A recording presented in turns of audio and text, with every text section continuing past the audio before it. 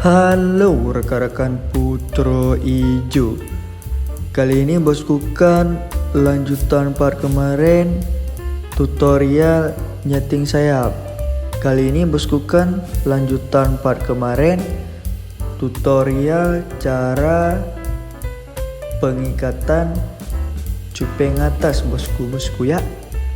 Komen dong bang, di tempat abang apa ini namanya. Misal di Aceh namanya bang kan cupeng atas ini bang, cupeng kipas sore namanya. Bagi rekan-rekan yang belum subscribe channel Putro Ijo, langsung di subscribe aja bosku ya. Langsung di subscribe, jangan lupa tombol loncengnya juga diaktifin bang ya, karena kita upload hampir setiap hari bosku ya. Nah, jadi karena banyak yang komen, bang tutorial proses pengikatan cupengnya dong bang. Nah, kali ini kita buat proses cara pengikatan cupeng bosku ya. Bagi rekan-rekan yang di luar Aceh, komen dong bang, untuk proses pengikatan ini di tempat abang apa sih ini namanya, tali goci kah atau apalah itu. Komen bang ya. Disimak terus bosku ya, disimak terus. Watching.